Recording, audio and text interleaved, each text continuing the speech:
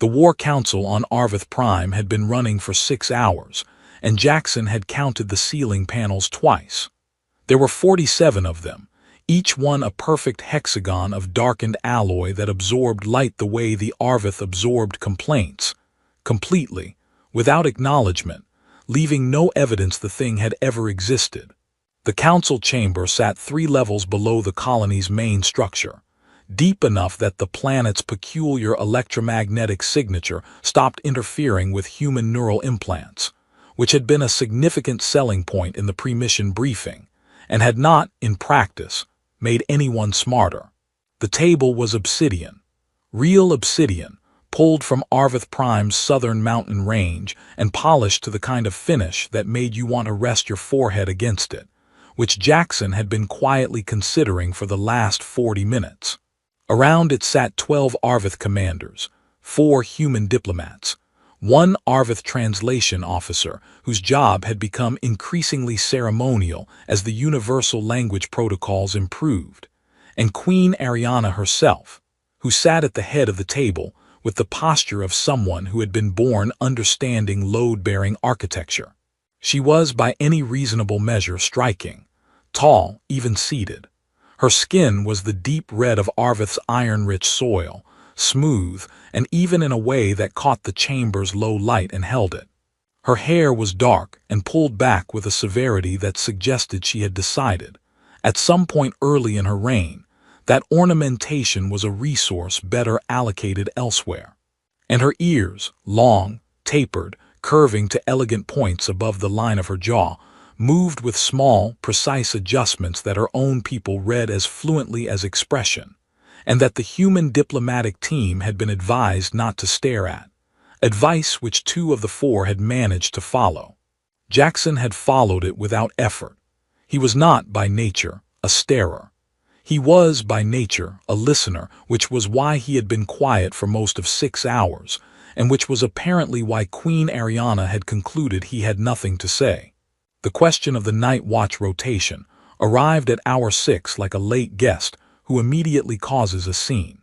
The Arvith commander to Ariana's left, a broad, measured officer named Veth, who had spent the previous 3 hours explaining atmospheric threat matrices with the patient energy of a man who genuinely loved atmospheric threat matrices, presented the rotation schedule with the confidence of someone who considered the matter already resolved. Humans would cover the midday cycles. Arvith personnel would manage the night. This was not, Veth explained, a question of capability. It was a question of biology, circadian adaptation, and the well-documented tendency of human sensory processing to degrade significantly after 32 hours of continuous operation. He said it kindly. That almost made it worse. Queen Ariana did not say it kindly, because she did not appear to have a setting for kindly when the subject was military efficiency. She looked at the human contingent with the flat assessment of a structural engineer, examining a wall she has not yet decided whether to trust. And she said that the human capacity for sustained nocturnal operation under Arvith conditions had not been demonstrated. And until it was demonstrated, it could not be incorporated into the Alliance's defensive framework as a reliable variable. She looked at Jackson when she said it, not cruelly. That was the thing he would think about later, in the specific way you think about the details that matter. She had not looked at him with contempt or dismissal. She had looked at him with the flat certainty of someone stating a fact they consider settled, the way you look at a structural component that is simply, without malice, rated for less than you need. The council waited. Jackson had been quiet for most of 6 hours. He had taken notes in the margin of his briefing document, eaten one of the protein tablets from his jacket pocket with the discretion of a man who understood that nobody wanted to watch that, and said exactly 4 words in an official capacity, all of them procedural. He had been, the diplomatic team would later agree, a model of professional restraint. He picked up his stylus, set it back down, met Queen Ariana's eyes across 11 feet of polished obsidian. "Try me," he said, 2 words. said with the specific calm of someone who has nothing to prove and therefore nothing to lose by the demonstration. No edge to it, no performance. Just a quiet, direct, load-bearing statement dropped into the middle of the chamber like a stone into still water. The council went very still. One of the human diplomats, a meticulous man named Garrett who had prepared for 17 distinct negotiation scenarios in the weeks before arrival, looked at Jackson with the expression of someone realizing, with terrible clarity, that he had prepared for 16 too few. Queen Ariana looked at Jackson for a long moment. Her ears made a small, precise adjustment that the translation officer did not translate. The flat certainty in her expression did not disappear, it shifted. The way a calculation shifts when a new variable arrives that changes the shape of the problem without yet revealing the answer. And then, for the first time in 6 hours, the corner of her mouth moved. It was not a smile exactly. It was the preliminary architecture of one, the structural decision that a smile might, under the right conditions, be a justifiable use of resources. She looked at him as though she had just become genuinely interested in the answer, which was, he would later reflect, either the best or most complicated thing that had happened to him on Arvith Prime. The council waited. The corner of Ariana's mouth completed its decision approximately 3 seconds later, and what it decided was this. She was going to take him up on it. She did not announce this immediately. She let the silence run for another moment. A deliberate, architectural silence, the kind that is not empty but load-bearing. And then she set both palms flat on the obsidian table with the quiet finality of someone closing a calculation. "One complete night cycle," she said. Her voice carried the particular quality of someone who had never needed to raise it to be heard. "You will accompany me through every briefing, every patrol rotation, every operational decision that the cycle produces. 41 hours by your calendar. If you are unable to continue at any point, your contingent concedes the watch rotation in full, and we do not revisit the matter before the alliance framework is signed." Garrett, to Jackson's left, made a sound that was not quite a word. It was the sound of a man watching a negotiation leave the road at speed, and wanting very much to note for the record that he had prepared 17 scenarios, and this had not been among them. "And if I complete the cycle," Jackson asked. "Then you will have demonstrated the variable," Ariana said, as though this were obvious because to her it was. "And we will negotiate the watch rotation accordingly." Jackson nodded once. "Agreed." Garrett's stylus hit the table. The Arvith commander Veth, who had spent 3 hours on atmospheric threat matrices, and clearly felt that this development represented a significant deviation from the agenda, looked at Ariana with the expression of a man who has opinions, and has calculated correctly that this is not the moment for them.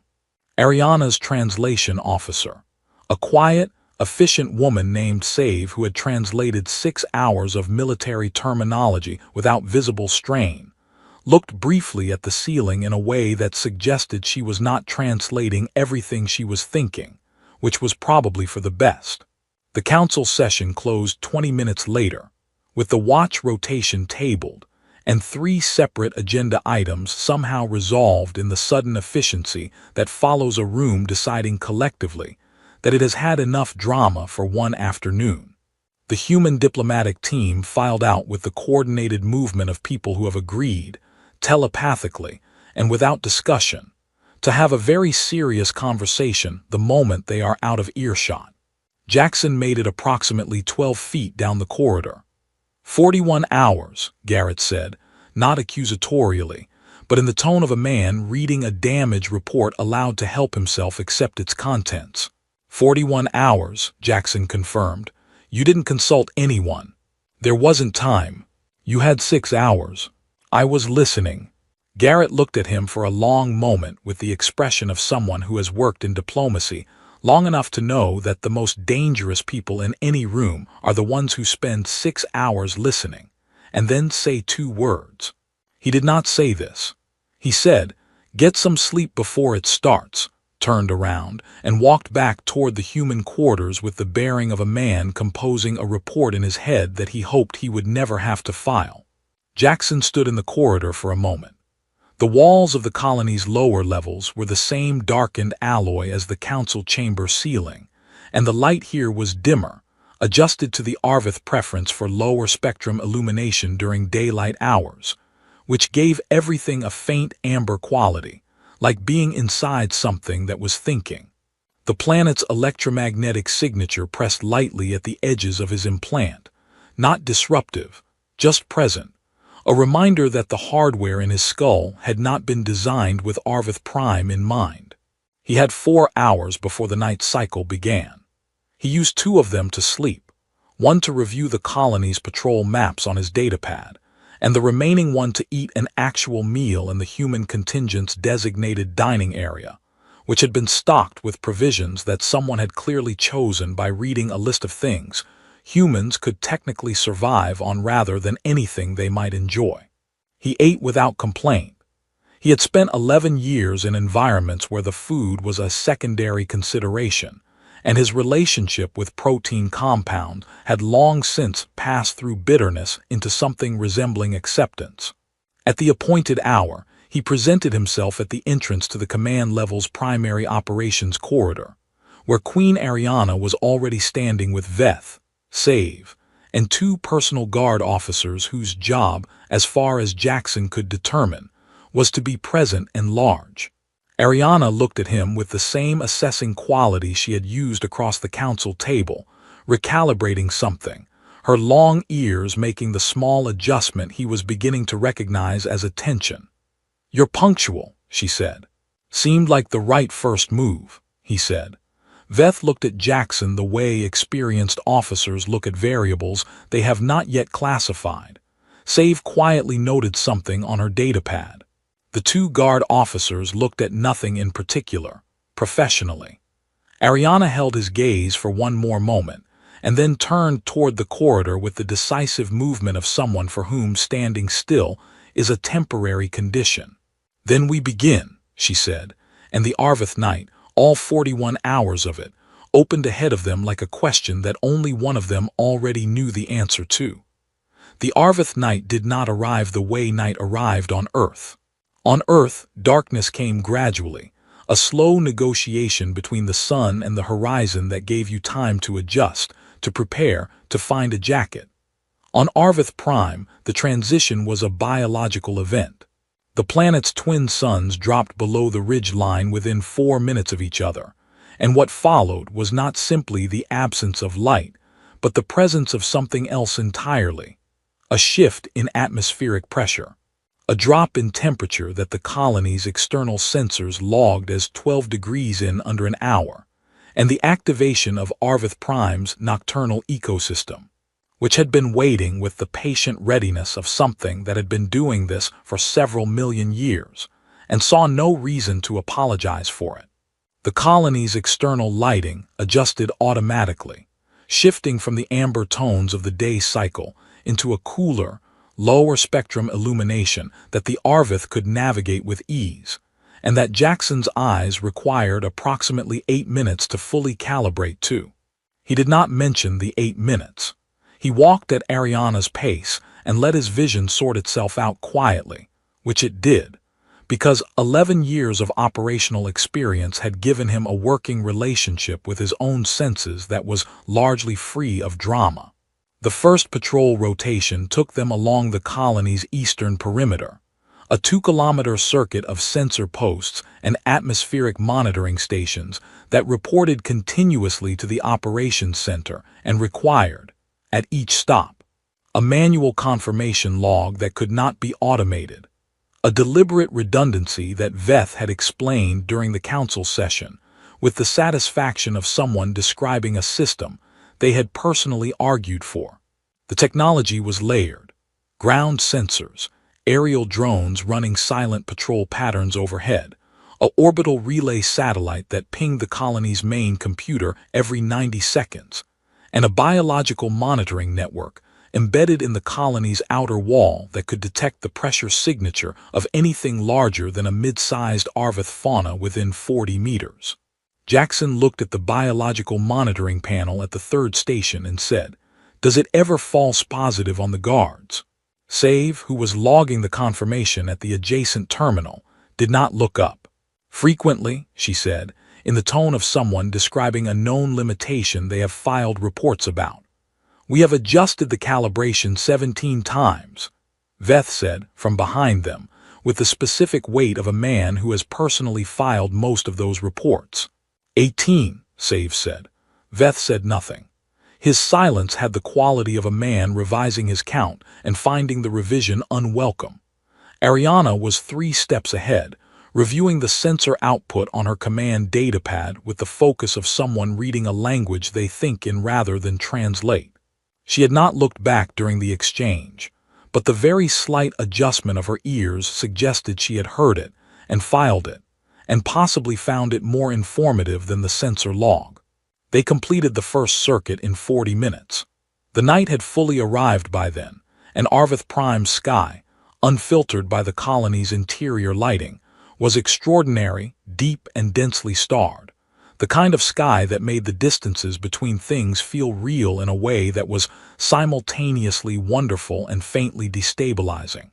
Jackson looked at it for approximately 4 seconds, which was all the time the pace allowed, and thought that he would look at it properly later, when the cycle had less of an agenda.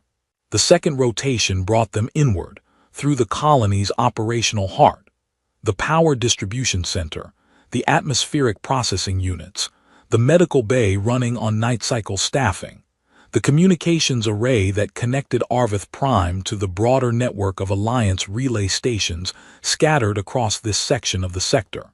Each station required a check, a log, a brief conversation with the duty officer. Ariana moved through each one with the efficiency of someone for whom this was not inspection but continuity. She was not checking that things were working. She was maintaining the thread of awareness that kept her connected to every moving part of the system she commanded. At the communications array, the duty officer, a young Arvath technician named Orin who had clearly not expected the Queen to appear in person during his shift, stood from his console with a speed that suggested his chair had briefly become uncomfortable. He delivered his status report with the precision of someone reciting it from a place slightly above his normal operating altitude. "All relay contacts nominal," he said. "Sector-wide signal is clean. The human contingent secondary array is running a minor phase variance on channel 7, but it's within acceptable limits." Ariana looked at Jackson. Jackson looked at the readout Orin was indicating on the secondary monitor. The phase variance was sitting at 4.3 degrees, which was technically within tolerance and also the kind of thing that liked to become a 7-point variance at the least convenient possible moment. "I can look at it," he said. "It is within limits," Ariana said, not dismissively, but with the precision of someone who prefers to resolve things in the order they become problems rather than in the order they might. "It is," Jackson agreed. "It's also the kind of within limits that tends to stop being within limits around hour 29 of a 41-hour cycle." The silence that followed was brief and specific. "Look at it," Ariana said. He spent 11 minutes on the array housing, working by feel and the light of his datapad in the narrow service corridor behind the communications deck, while Save waited at the corridor entrance with the patient air of someone who has learned that some processes cannot be usefully observed. When he came back, the variance was sitting at 1.1 degrees, which was where it belonged. Orin looked at the readout, then at Jackson, then at the readout again, with the expression of a technician encountering a result that was better than expected and trying to decide how to feel about that professionally. "Thank you," Ariana said, not formally, just directly the way she said everything, which somehow made it carry more weight than ceremony would have. Jackson nodded. They moved on. The night continued its ancient, unhurried operation around them, and somewhere in the 18 hours still ahead of them, neither of them was thinking about the wager anymore. They were 14 hours into the cycle when the emergency arrived. And it arrived, as emergencies tend to, at the exact moment when everyone involved had briefly allowed themselves to believe the night was going smoothly.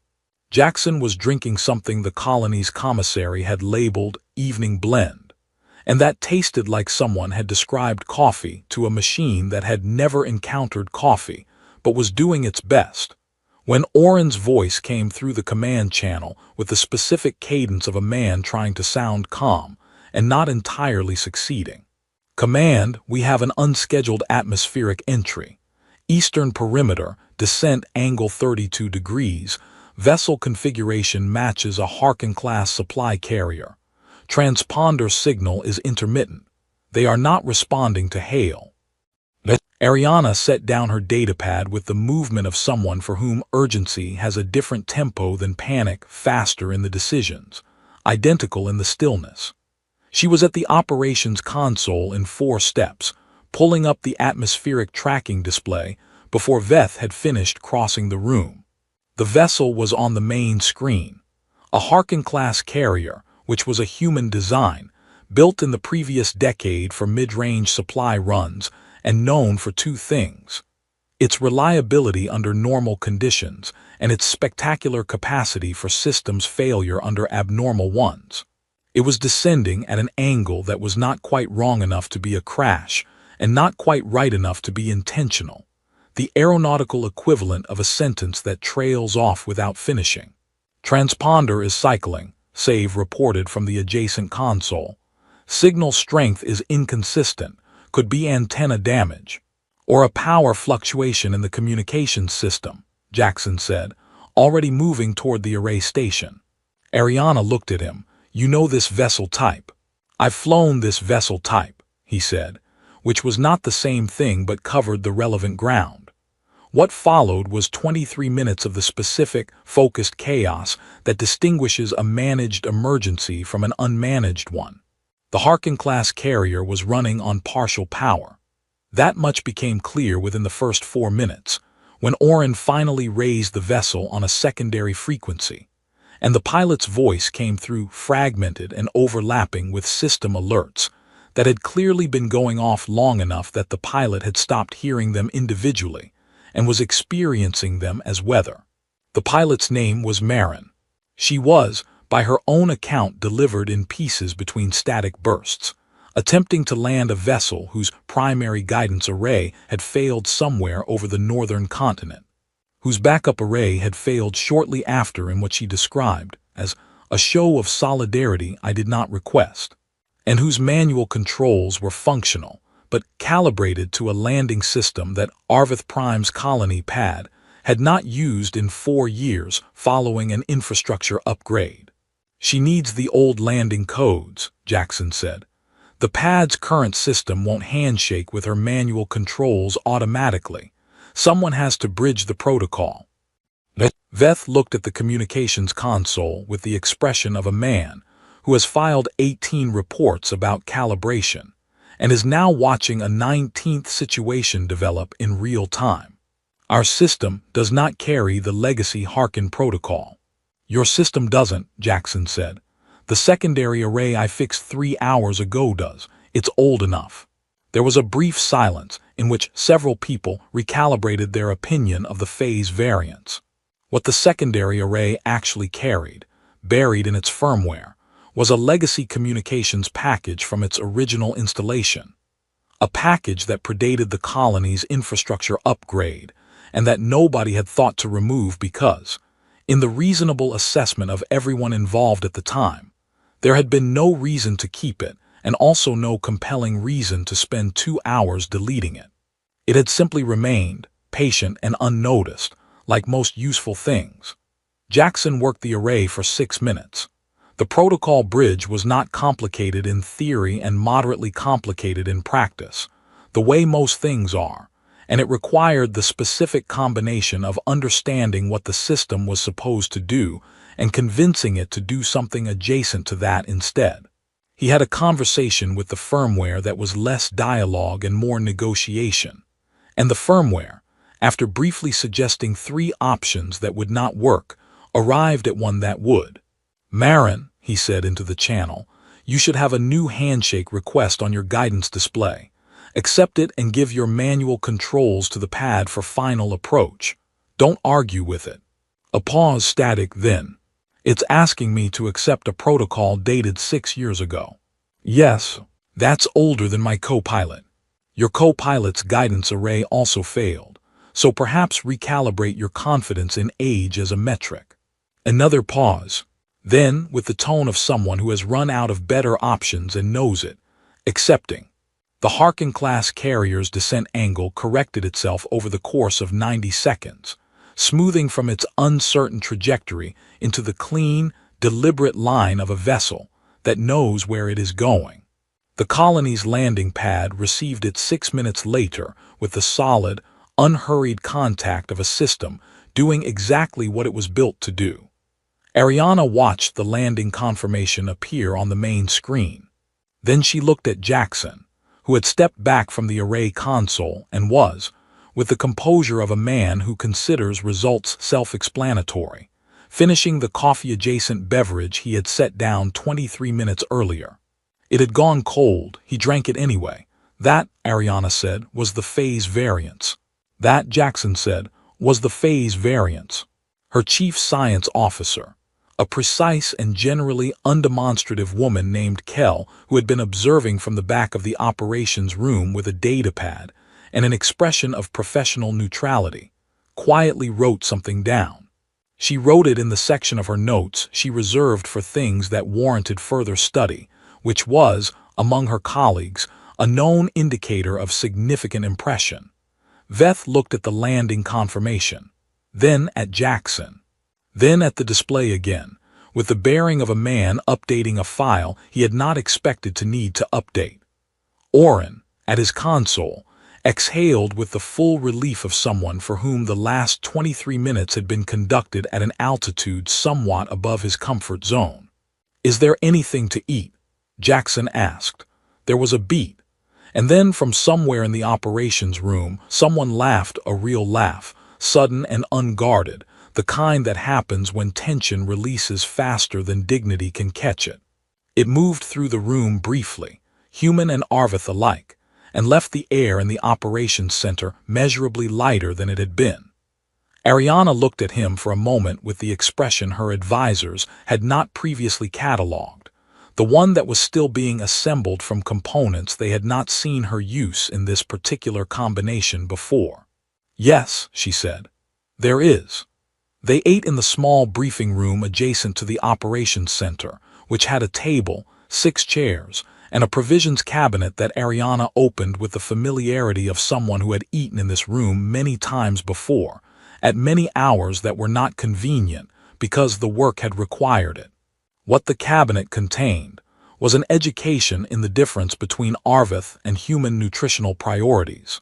There were ration packs in the deep amber wrapping that indicated Arvith standard field issue, 2 sealed containers of something that smelled extraordinary and turned out to be a slow-cooked grain preparation that the colony's night staff apparently received as a matter of operational morale, and on the bottom shelf, a small collection of human provisions that someone had placed there, with the quiet thoughtfulness of a person who had anticipated this moment, without being asked to.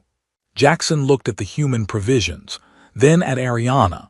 "Save," Ariana said, without looking up from the container she was opening. "Save," Jackson agreed, with the specific respect reserved for people who solve problems before they are problems. They sat across from each other at the briefing table, which was smaller than the council table and made of a different material entirely. Pale composite, practical, the kind of surface that had absorbed 10,000 working meals and showed none of them. The operations center was audible through the wall, a steady background register of system checks and quiet communication that was, in its consistency, reassuring rather than intrusive. The night was at its deepest point outside, hour 22 of 41, and the colony had settled into the particular rhythm of a place that has processed its emergency and returned to the business of continuing. Ariana served the grain preparation into 2 bowls with the matter-of-fact efficiency of someone who does not assign ceremony to practical acts. She set one in front of Jackson without asking whether he wanted it. He tried it. It was, without qualification, excellent, layered, and warm, with a depth of flavor that suggested it had been cooked by someone who understood that people working through the night deserved to be fed properly. "This is very good," he said. "The night cook has been with the colony for 11 years, Ariana said. "She considers it a personal failure if the night staff eats badly. We have had this conversation. It has not changed her position." "That sounds like someone I'd get along with," Jackson said. "She would find you interesting for approximately 4 minutes, Ariana said, "and then ask you to move so she could reach the storage unit behind you." He considered this. That's about right. Something shifted in the quality of the quiet between them. Not uncomfortably, but perceptibly, the way a room changes when 2 people in it have stopped performing and started simply occupying the same space. The operations center murmured through the wall. The grain preparation was warm. Outside, Arvith Prime's nocturnal ecosystem was conducting its several-million-year-old business with complete indifference to the alliance negotiations occurring within it. "You've done this before," Ariana said. It was not a question, but it had the shape of an observation left open at one end. "Night cycles," Jackson said. "Situations," she said, "where the outcome depends on you specifically, and you are aware of this, and it does not appear to change how you move through the room." Jackson looked at his bowl for a moment. 11 years, he said. "You stop performing stillness eventually. It either becomes real or you find a different line of work." Ariana considered this with the attention she gave to things she was actually thinking about rather than things she was waiting to respond to. "On Arvith," she said, "we have a term for it. Roughly translated, it means the weight you carry that no longer slows you down." "That's a good term," he said. "It takes a long time to earn," she said. "We do not give it lightly." He met her eyes across the pale composite table. "No," he said, "I imagine you don't." The briefing room's lighting was set at night cycle levels, lower and cooler. And in it, the read of her expression was different than it had been in the council chamber, less formal, more direct, as though the architecture of the day had been a frame around something that was clearer without it. Her ears made the small adjustment he had been learning to read as thought rather than reaction. "Why did you say it?" she asked. He did not need to ask what she meant. "Because you looked at me like I was a load-bearing wall that wasn't rated for the job," he said. "And I've spent 11 years being rated for the job." "That is a structural metaphor," she said. "You started it," he said, "across 11 feet of obsidian." The corner of her mouth moved, further than it had in the council chamber. Still not a complete smile, but closer, the architecture more committed, the decision more settled. "I was not wrong to assess you," she said. "No," he agreed. "You were wrong about the conclusion." "Yes," she said, with the clean precision of someone for whom admitting a revised calculation requires no performance of difficulty. "I was." The operations center registered a routine check through the wall. Somewhere in the colony's eastern section, the night cook was presumably ensuring that the second meal rotation would also not be a personal failure. Outside, the sky over Arvith Prime held its extraordinary depth of stars, patient and indifferent and vast. They finished eating without filling the silence, because the silence had stopped needing to be filled somewhere between the grain preparation and the structural metaphors, and both of them had enough experience with useful quiet to leave it alone. Ariana collected the bowls with the same matter-of-fact efficiency she had used to fill them. She paused at the provisions cabinet, her back to him for a moment, and said, without turning around, 19 hours remain." "I know," he said. "You are not tired."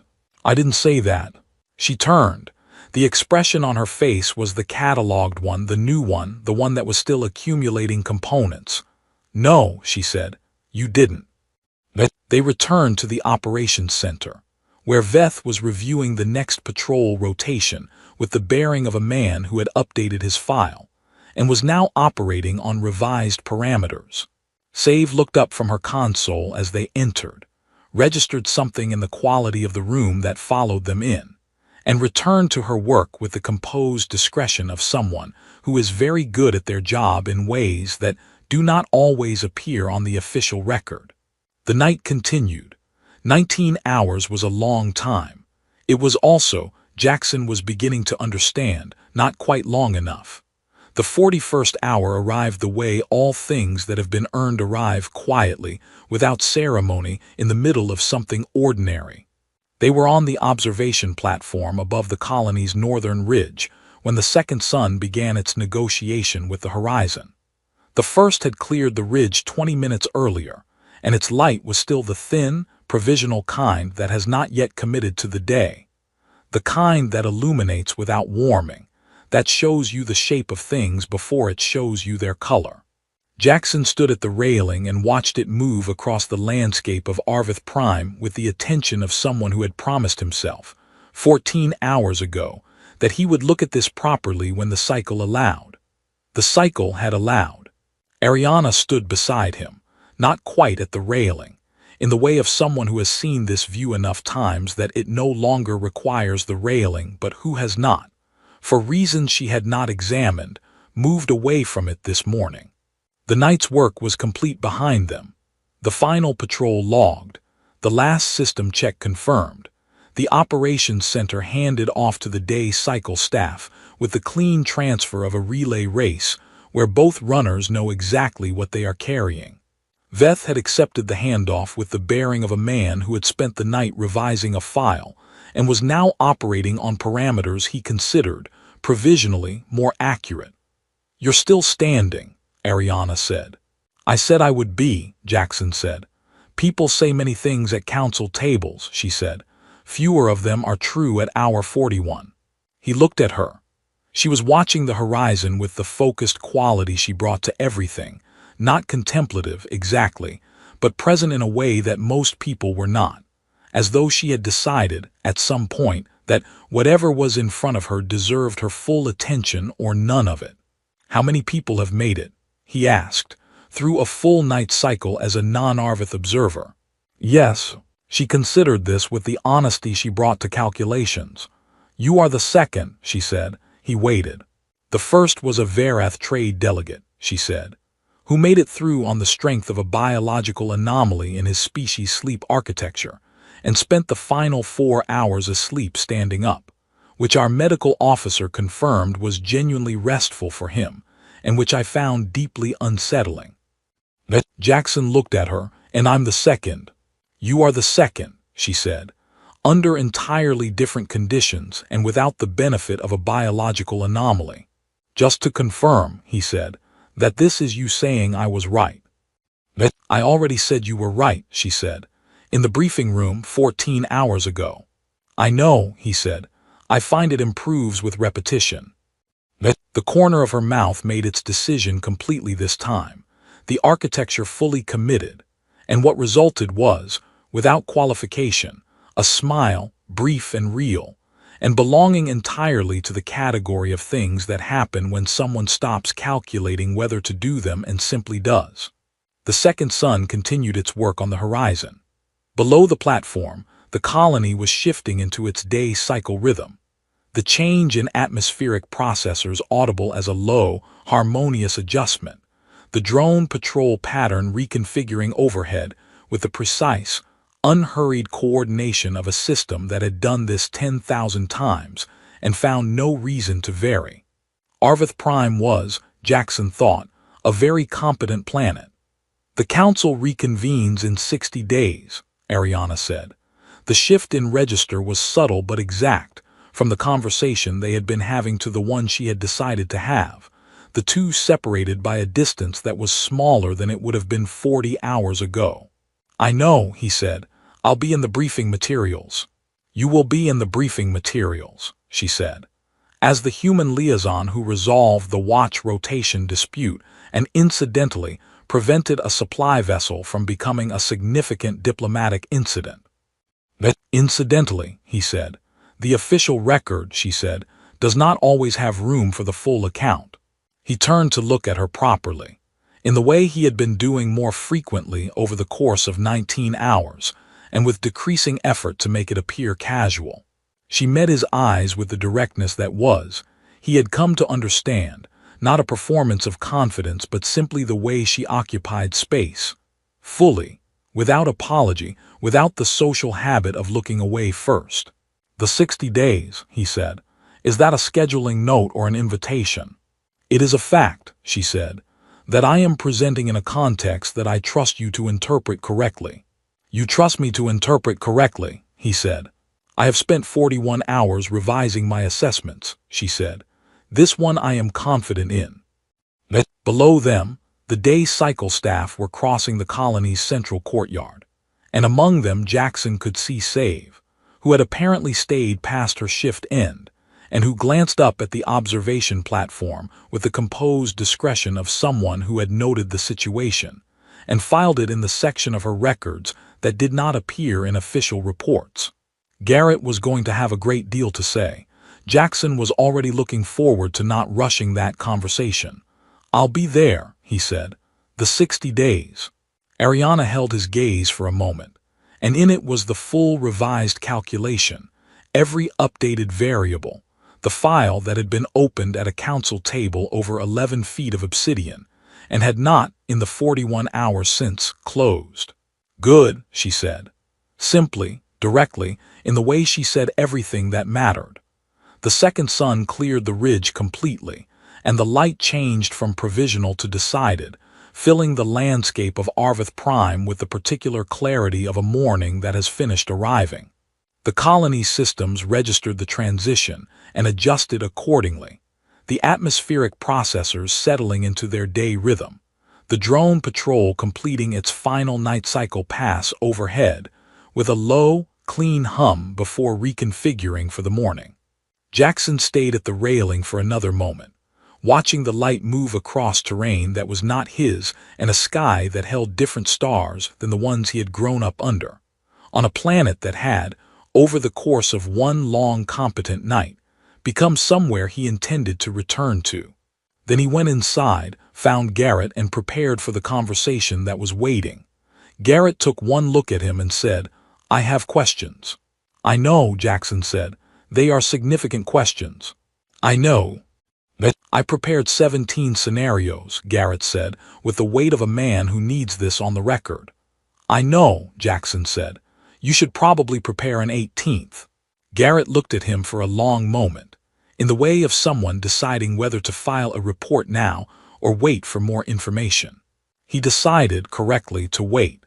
He picked up his datapad, made a note in a section he had not previously needed, and said nothing further, which was, Jackson thought, one of the many reasons Garrett was very good at his job. The Alliance framework was signed before the second sun reached midpoint, in the same chamber, at the same obsidian table, with the same 47 ceiling panels absorbing the light above them. The watch rotation was negotiated in the humans' favor, which the diplomatic team accepted with the relief of people who had not had a backup plan and were grateful not to need one. Ariana signed the framework with the clean, deliberate movement of someone who means what she puts her name to. She did not look at Jackson when she signed it. She looked at him after, briefly, across 11 feet of obsidian, and the look carried the full weight of 41 hours and 60 days, and everything that lived in the space between a fact presented and a fact correctly interpreted. He held it steadily, without looking away.